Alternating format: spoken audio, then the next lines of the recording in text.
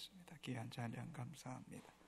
하나님 말씀 누가복음 14장 15절에서 24절까지 교독하시겠습니다. 마지막 절 같이 읽습니다.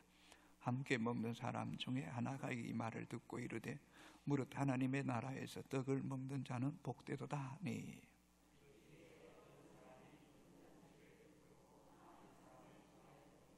잔치할 시각에 그 청하였던 자들에게 종을 보내어 이르되 오소서 모든 것이 준비되었나이다 하며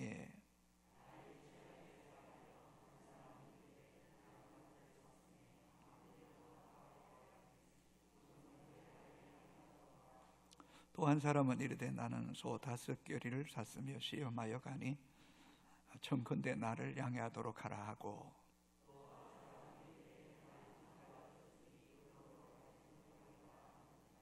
종이 돌아와 주인에게 그대로 고하니 이에 집주인이 노하여 그 종에게 이르되 빨리 시내의 거리와 골목으로 나가서 가난한 자들과 몸 불편한 자들과 맹인들과 저는 자들을 데려오라 하니라.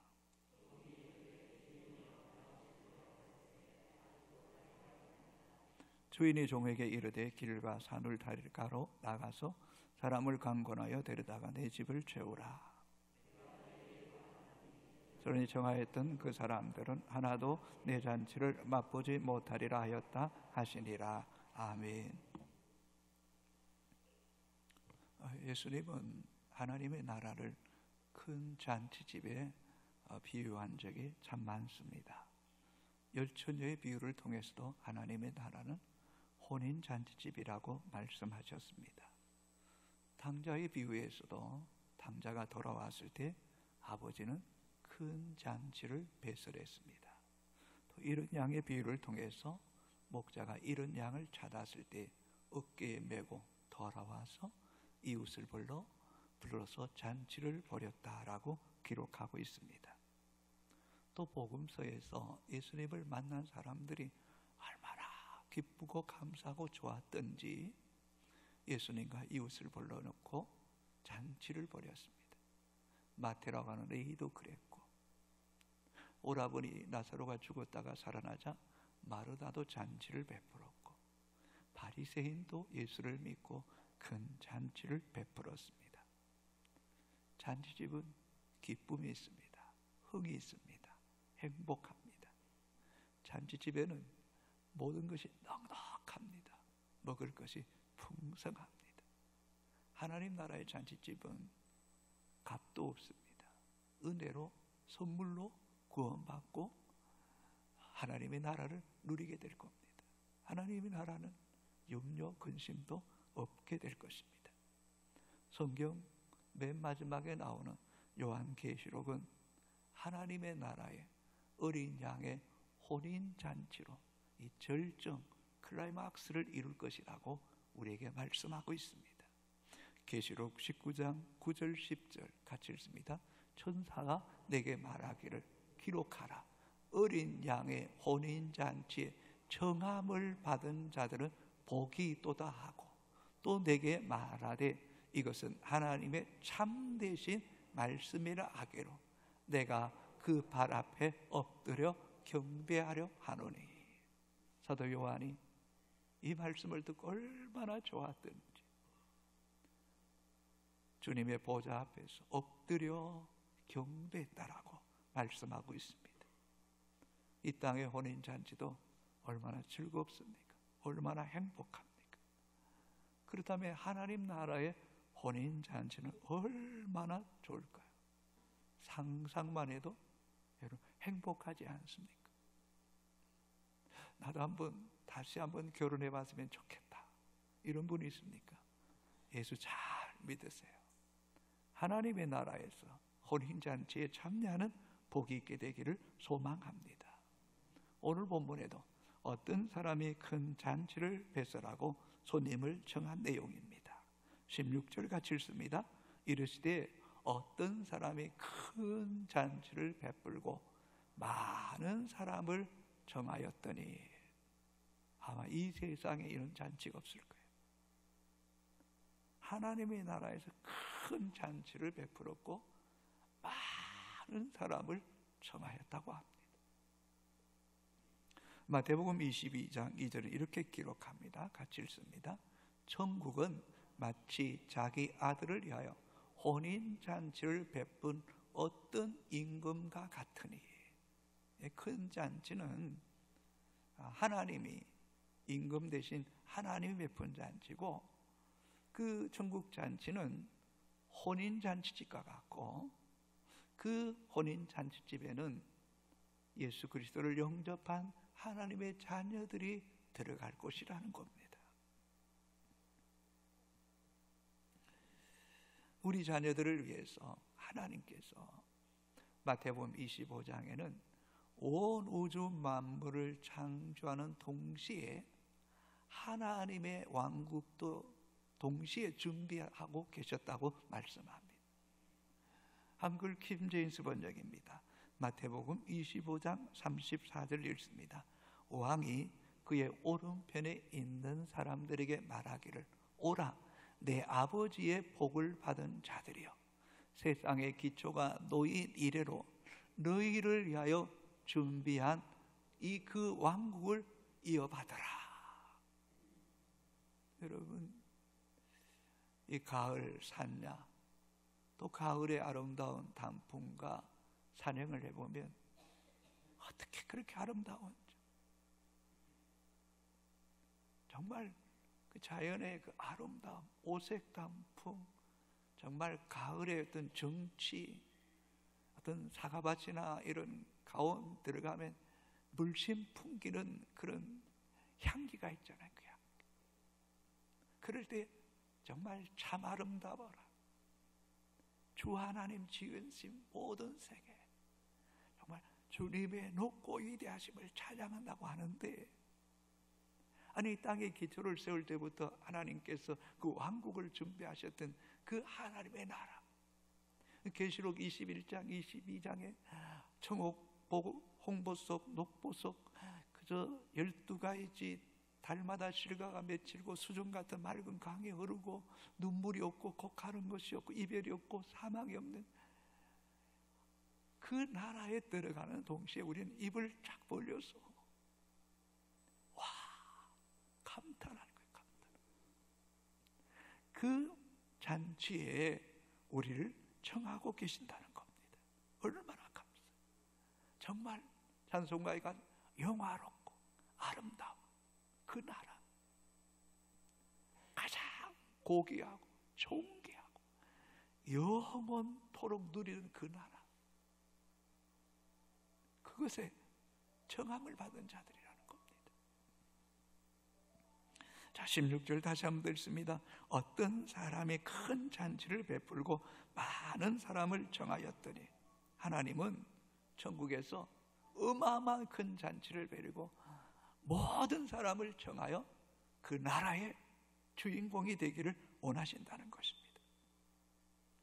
유대 풍습에 의하면 잔치 자리에 손님을 청할 때는 두 번의 절차를 통해서 손님을 청한다고 합니다. 첫째는 뭔가 잔치날을 받아 놓으면 그 동시에 손님을 청하고, 두 번째는 잔치 시각이 되었을 때에 또다시 종을 보내서 손님을 청하게 된다는 것입니다. 자, 16절입니다. 이르시되 어떤 사람이 큰 잔치를 베풀고 많은 사람을 청했습니다. 첫 번째 청함이. 두 번째 17절 같이 있습니다. 잔치할 시각에 그 청하였던 자들에게 종을 보내어 이르되 오소서, 모든 것이 준비되었나이다 하며, 잔치할 시각에 또 청한 거예요. 또 청한 거. 그리고 본문이 뭐라고 말합니까? 종들이 오소서, 모든 것이 준비되었나이다. 첫 번째, 잔치집은 모든 것이 잘 준비되어야 됩니다. 11월 20일, 27일 초청주일, 또 추수감사절을 지키게 됩니다. 천하보다 더 귀한 한 영혼을 여러분은 기쁨으로 맞이하고 섬길 준비가 되어 있는지, 혹 누가복음 15장 첫째 아들처럼 아버지는 나를 위해서 염소새끼 한 마리도 잡아주지 않으면서도 재산을 다 탕진하고 살림을 충낸 아들이 돌아왔을 때 살찐 송아지를 잡는다고 투정거리며 못마땅히 여기는 그런 마음이 우리 안에는 없을까요? 누군가에 대해서 무표정, 무관심이 얼마나 무서운 죄인가를 아십니까? 여러분 안에 하나님 아버지의 마음, 그리스도의 심장을 가지고 영혼을 기쁨으로 맞이하고 섬기고 그도 구원받기를 원하는 마음이 있게 되기를 주의 이름으로 축복합니다. 우리 한 사람의 표정, 그 얼굴, 언어가 교회의 얼굴이고 그리스도의 향기요 편지라는 사실을 잊지 마십시오. 마음이 상하고 지친 영혼들을 진심으로 사랑하고 위로하고 품을 때에 성령께서 그 가운데 역사하시는 은혜가 있게 되기를 주님의 이름으로 축복합니다. 그래서 성경은 우는 자들과 함께 울고 즐거워하는 자들과 함께 즐거워하라고 우리에게 권면합니다. 이번 초청 잔치집에 온 손님들이 편안하게 예배드리고 마친 후에 넉넉히 먹고 마시고 나누어 줄 선물을 충분히 준비되었는지 잘 살피고 점검해야 될 것입니다. 탕자의 비유를 보십시오. 아들이 돌아오자 아버지는 이 내 아들은 죽었다가 다시 살았다. 영적으로 죽은 영혼이 교회에 와서 그 영혼이 살아날 때 아들이 오자 달려나가 목을 안고 입을 맞추고 종에게 제일 좋은 옷을 내어 입히라. 손에 가락지를 끼우라. 발에 신을 신기라. 살찐 소를 잡아라. 풍화가 울려라. 이렇게까지는 하지 못할지라도 우리의 마음의 중심만은 오소서 준비되었나이다. 사랑합니다. 축복합니다. 이 마음이 우리 안에 뭔가 이렇게 영적 이 바이러스처럼 눈빛 속에서 표정 속에서 품을 수 있는 그런 교회가 되기를 주님의 이름으로 축복합니다. 아멘. 여러분 정말 그래야 돼요. 두 번째, 초대받은 사람들은 일제히 사양했습니다. 잔치할 시각이 가까워져 두 번째 종을 보내서 초청했습니다. 18절 같이 읽습니다. 다 일치하게 사양하여 한 사람은 이르되 나는 밭을 샀으며 아무래도 내가 나가 보아야 하겠으니 청컨대 나를 양해하도록 하라 하고. 죄로 인하여 타락한 인간은 눈과 귀가 가려워져서 하나같이 천국의 혼인잔치를 거부했습니다. 타락한 인간은 스스로 구원받아야 될 존재임을 알지 못하는 것이 얼마나 안타까운지. 또 육체의 쾌락과 이 땅의 물질의 노예가 되어서 이 땅이 전부인 것처럼 착각하고 정말 장세로부터 예비해 놓으신 그 혼인잔치를 몰라서 구원받지 못하는 그들이 얼마나 불쌍합니까? 첫 번째 밭을 사서 갈 수 없다고 말합니다. 18절을 읽습니다. 다 일치하게 사양하여 한 사람은 이르되 나는 밭을 샀으며 아무래도 나가보아야 하겠으니 청컨대 나를 양해하도록 하라 하고. 이미 밭이 샀어요. 가서 보았을 거예요. 근데 왜 또 가서 본단 말입니까? 오늘 꼭 가봐야 됩니까? 밭이 어디 도망갑니까? 내일 가보면 문제가 생깁니까? 아닙니다. 괜한 이유를 대며 거절합니다. 두 번째는 소를 사서 시험하여 하기에 갈 수 없다고 말합니다. 19절 같이 읽습니다. 또 한 사람은 사양하여 19절입니다. 또 한 사람은 이르되 나는 소 5겨리를 샀으며 시험하러 가니 청컨대 나를 양해하도록 하라 하고. 소 1겨리는 2마리예요. 5겨리면 10마리입니다. 그 헬라어 원문을 보면 농사꾼이기보다는 소를 사고 파는 장사꾼 같다라고 말합니다. 그런데 소를 시험하기 위해서 또 나가봐야 된다. 이미 보고 샀어요. 장사꾼이 뭘 시험해요? 핑계 대는 거예요. 여러분, 누군가가 어떤 이유를 대고 사양하면 진짜 이유가 아니에요. 그게 핑계예요. 14장 20절 같이 읽습니다. 또 한 사람은 이르되 나는 장가 들었으니 그러므로 가지 못하겠노라 하는지라. 이미 장가 갔어요. 같이 가면 안 되나요? 마음만 있으면 얼마든지 갈 수 있죠. 그런데 물어보면 나는 절대 갈 수 없다는 거예요.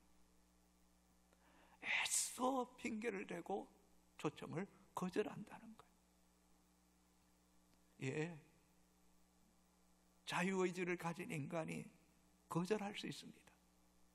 그러나 그 거절에 대한 책임은 자신의 몫이에요. 자신의 몫. 24절을 한번 읽어볼까요? 내가 너에게 말하노니 전에 청하였던 그 사람들은 하나도 내 잔치를 맛보지 못하리라 하였다 하시니라. 복음에 대해서 하나님 나라의 잔치에 거절하는 것이 얼마나 끔찍한 결과를 초래하는지. 전에 청하였던 그 사람들은 하나도 내 잔치에, 천국 잔치에 맛보지 못할 것이라고 말씀하고 있습니다. 앞에서 세 분류의 사람들의 공통점이 뭡니까? 비즈니스 때문에, 돈 때문에, 육체적 정욕 때문에 못 간다는, 못 간다. 어쩌면 이런 모습은 2000년 전이나 지금이나 똑같은 거 아니겠어요? 오늘도 많은 사람들이 밭을 사고 집을 삽니다. 또 재테크합니다. 소 5개를 삽니다. 어떤 데 투자를 합니다. 또 육신의 정욕, 안목의 정욕, 이생의 자랑에 노예되어 살아가는 것. 어쩌면 2000년 전이나 지금이나 거절하는 이유는 동일합니다.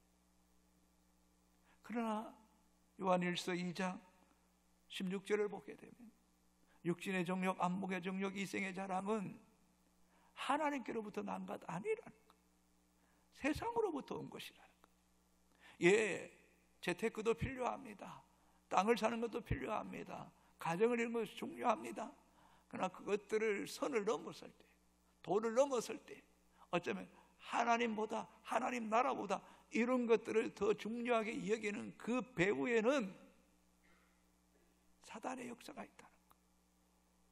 세상으로부터 온 것이라, 어둠의 악한 영이 그것을 주관하고 있다는 것. 우리 그리스도인들도 조심해야 됩니다. 물질 때문에, 비즈니스 때문에, 세상의 쾌락 때문에 천국 잔치를 거절하는 끔찍한 잘못을 범해서는 안 됩니다. 오늘 많은 불신자들이 이런 비즈니스나 물질이나 이런 육체의 쾌락에 어둠의 영의 종로로 타고 있다는 사실도 우리는 직시해야 됩니다. 영적 전쟁입니다. 가룟 유다가 예수를 은 30에 팔았던 것은, 예수를 팔았던 것도 사단이 그 마음속에 예수를 팔 생각을 집어넣은 것일 거예요. 이태원의 참사가 우연한 일이 아닙니다. 눈과 귀가 가려져서 육체의 정욕과 육체의 쾌락을 쫓아가는 그 결과가 얼마나 끔찍하냐는 것. 어쩌면 그게 다 사단의 속임수가 아닐까요? 요한복음 8장 44절을 같이 읽습니다. 너희는 너희 아비 마귀에게서 났으니 너희 아비의 욕심대로 너희도 행하고자 하느니라. 그는 처음부터 살인자요, 진리가 그 속에 없으므로 진리에 서지 못하고 거짓을 말할 때마다 제 것으로 말하느니 이는 그가 거짓말쟁이요 거짓의 아비가 되었습니다. 우리는 불순종의 아들들, 어둠의 영에 포로되었던 자, 지금도 이 사단은 우리에게 말합니다. 네 욕심대로 행하라. 네가 원하고 네 눈이 오는 마음의 원대로 행하라. 그는 그 결과가 얼마나 끔찍하다는 사실 우리 알고 있잖아요. 그는 처음부터 살인자예요. 그 속에 진리가 없어요. 진리에 서지 못하고 거짓말을 할 때마다 제 것으로 말하는 거. 늘 거짓말을 즐겨하는 사람들, 누군가를 속이는 사람들, 사단의 종이 될 수 있습니다. 세상이 이 거짓말에 지금 놀아나고 있는 거예요. 마음이 원대로 하라는 거예요. 네 개성이라는 거예요. 네가 하고 싶으면 하라는 거예요. 이 배후에 사단의 역사가 있는 거예요. 여러분, 우리가 사랑하고 섬기고 돌본다고 해서 한 영혼을 구원할 문제가 아니에요. 필요하죠. 그러나 그 배후의 영적 어둠의 세력을 우리는 예수 그리스도의 이름으로 무너뜨려야 되는 거예요. 복음의 능력과 권세를 가지고 그런 견고한 진과 선포를 선포하고 예수 그리스도 안에서 결박에서 자유케 하는 복음을 선포하는 하나님 백성들이 되어야 될 줄로 믿습니다. 오늘도 이 세상에 얼마나 많은 사람들이 인본주의, 이 물질주의, 세속주의에 물들어져 있는, 그래서 복음을 복음으로 받지 않습니다. 혼미케 합니다. 어지럽힙니다. 깨닫지 못하게 합니다. 자기가 우상이 되어 살아갑니다. 고린도후서 4장 4절에 이렇게 말씀합니다. 같이 읽습니다. 그 중에 이 세상의 신이 믿지 않는 자들의 마음을 혼미하게 하여 그리스도의 영광의 복음의 강체가 비치지 못하게 함이니 그리스도는 하나님의 형상이라. 이 세상의 신, 이 어둠의 약한 영이 믿지 아니하는 자들의 마음을 혼미케 하는 거예요. 분별력, 통찰력을 잃어버리는 거예요. 영광의 복음의 강체를 가리우고 있는 그들의 눈과 귀가 복음 안에서 정말 벗겨지고 들려지는 역사가 있도록 영적으로 기도해야 돼.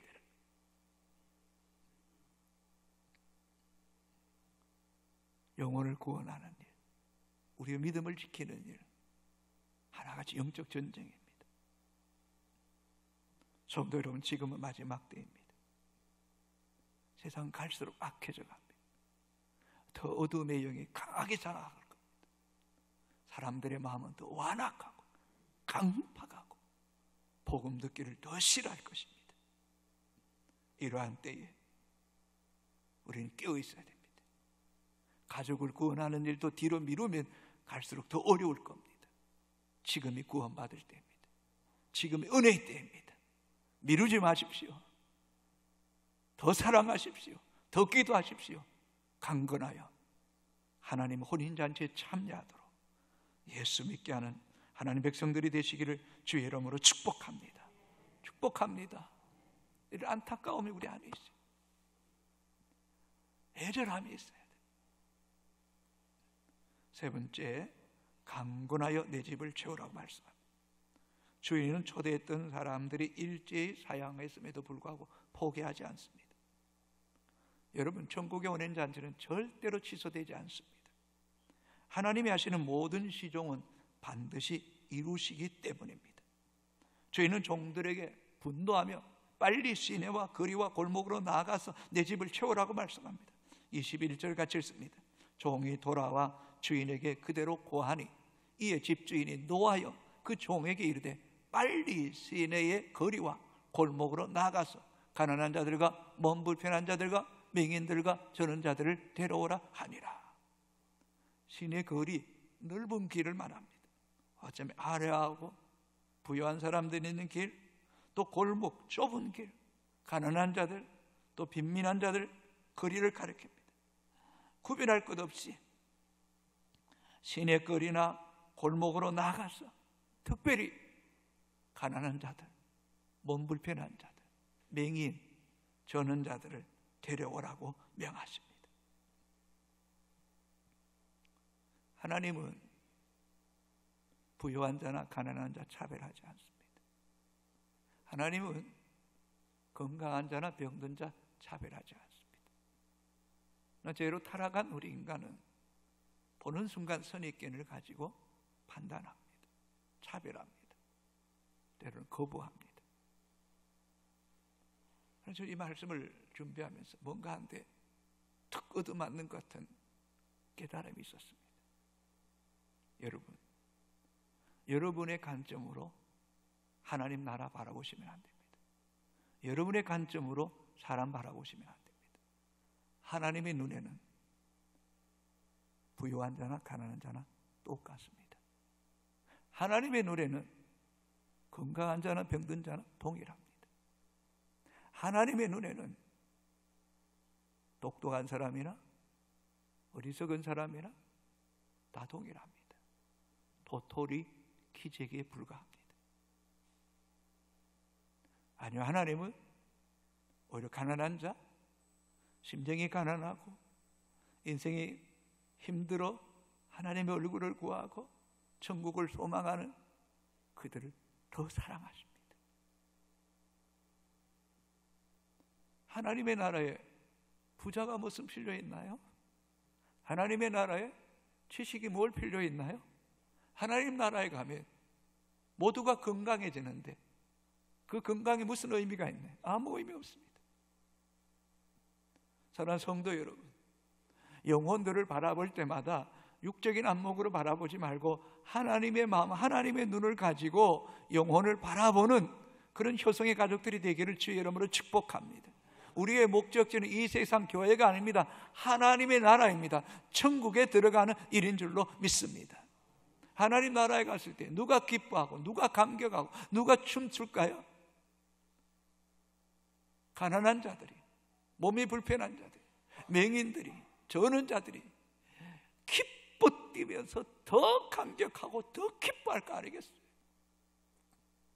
그러니 여러분 교회 안에 또 이웃에 이런 가난하고 또 연로하신 분들 바라볼 때마다 아버지의 마음으로 바라보고 그들을 초대하여 그들이 하나님 나라에서 기뻐 뛰며 춤추게 하는 하나님 백성들이 되시기를 주님의 이름으로 축복합니다.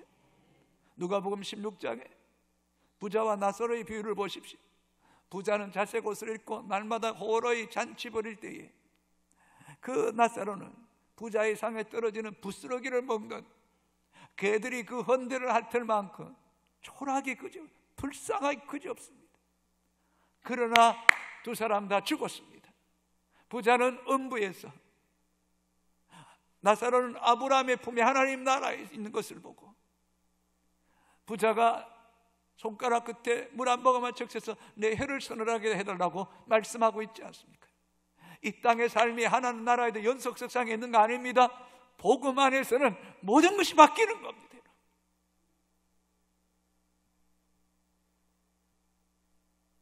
가난한 자, 병든 자, 소외된 자, 주님 더 사랑합니다. 그 누가복음은 특별히 가난한 자의 복음이라 그래요. 여성의 중심적인 복음이라고 말합니다. 특별히 누가복음에는 이런 약자들에 대한 복음을 많이 강조하고 있다.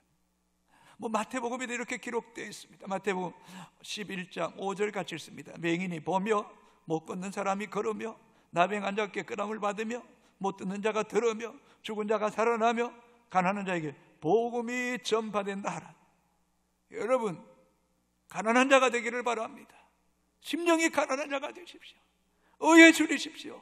늘 하나님 나라를 사모하는 주의 백성이 되기를 주의 이름으로 축복합니다. 그래서 천국에는 어린아이 같이 자기를 낮추는 자가 가장 큰 자라고 말씀하고 있지 않습니까, 여러분? 여러분들이 영혼을 바라볼 때마다 저 영혼이 예수 믿고 구원받아서 하나님 나라에서 누릴 영광을 생각하며 주께를 인도하는 그런 하나님 백성들이 되기를 주의 이름으로 축복합니다. 22절 같이 있으면 종이 이르되 주인이여 맹하신 대로 하였으되 아직도 자리가 있나요? 시내거리와 골목으로 가서 사람들을 초청했지만 또 자리가 비어 있다는, 여러분, 하나님의 나라는 모든 사람이 구원받고도 남을 만큼 하나님 나라의 큰 잔치는 준비되어 있다는 사실을 잊지 마십시오. 23절 같이 있습니다. 주인이 종에게 이르되 길과 산울타리 가로 나가서 사람을 강건하여 데려다가 내 집을 채우라. 길과 산울, 여러분 21절에 시내거리와 골목거리에서 벗어난 성 밖에 있는 소외계층, 산울타리에 근접해 사는 극빈층 사람들, 대통령실이 용산 쪽으로 옮겨지면서 그 용산구 그 뒤쪽 산에도 노숙자들이 텐트를 치고 생활하는 사람들이 많다라는 보도를 본 적이 있지 않습니까? 하나님의 사랑, 그리스도의 복음은 이런 산울타리, 어쩌면 세상에서 밀려나서 설자를 잃고 아무것도 없는 그들도 강건하여 내 집을 채우라는 것. 이게 하나님 아버지의 마음입니다. 이 마음이 우리 안에도 있게 되기를 바랍니다. 예수님께서 이 땅에 오실 때에 왕궁에 오지 않았습니다. 가장 비천하고 냄새나는 마구간에 오신 그죠. 모든 자의 벗, 모든 자의 위로, 모든 자의 구원주가 되시기를 원하시는 아버지의 마음. 이 마음이 우리 안에 있을 때 여러분 안에도 하나님의 나라가 임하게 될 줄로 믿습니다. 23절 다시 한번 읽습니다. 주인이 종에게 이르되 길과 산울타리로 가로 나가서 사람을 강권하여 데려다가 내 집을 채워라. 이 강권하여라는 이 단어는 헬라어로 아난카손입니다. 끈질기게 설득하다, 물리적인 강제력을 가하다입니다. 여러분, 누군가가 물속에 빠져서 허우적거리고 있습니다. 건져줄까요? 건져주지 말까요? 당신이 의사를 결정하면 내가 도와줄게요 물어보나요? 아니요. 물리적으로 머리를 잡고서라도 끄집어내야죠. 오늘 이 세상에 죄악의 물결이 흉흉했어. 한리원이 뭔데 그렇게 몇만 명이 한꺼번에 물결처럼 밀려가다가 압사당하는 이런 안타까운 사실. 누군가가 부모 중에 강권해서 허락하지 마라, 가면 안 돼, 붙잡아 줬더라. 그런 일 없을 거 아니에요.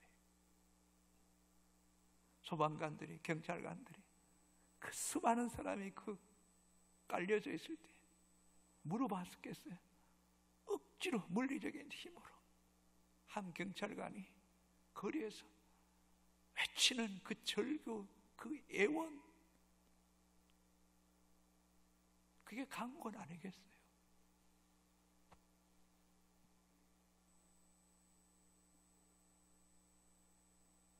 하나님께서 소돔과 고모라를 멸하고 말했는데도 불구하고 롯이 지체하고 있습니다. 그때의 천사들이 롯과 아내와 딸들의 손을 잡고 끄집어냅니다. 창세기 19장 16절 같이 읽습니다. 그러나 방송실에 롯이 지체함에 그 사람들이 롯의 손과 그 아내의 손과 두 딸의 손을 잡아 인도하여 성 밖에 두니 여호와께서 그에게 자비를 더하심이었더라. 그 사람들이 누굴까요? 천사들, 천사. 손을 잡아 인도해서 성 밖에 넣어자 그 소돔성의 불과 유황이 비같이 쏟아집니다. 하나님이 자비를 더하십니다. 우리가 있을 때 하나님이 자비가 있게 되기를 주의 이름으로 축복합니다.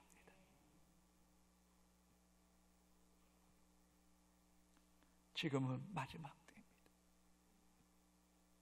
갈수록 전도하는 것이 더 어려운 것이에요. 뻔한 사실입니다. 전도 사단과의 전쟁입니다. 영적 기싸움에서 밀리면 안 됩니다. 그래서 강권해야 됩니다. 영혼 구원은 사는 자 죽는 자의 문제입니다. 양보할 수 없는 일입니다. 사단도 양보하지 않을 거예요. 자기 백성을 빼앗기지 않을 거예요. 그러나 우리는 기도하고 예수 이름의 능력과 권세로 나아가야 되는 거예요. 강권하는 그런 영적인 능력과 권세가 있게 되기를 주의 이름으로 축복합니다. 시간이 조급한 거.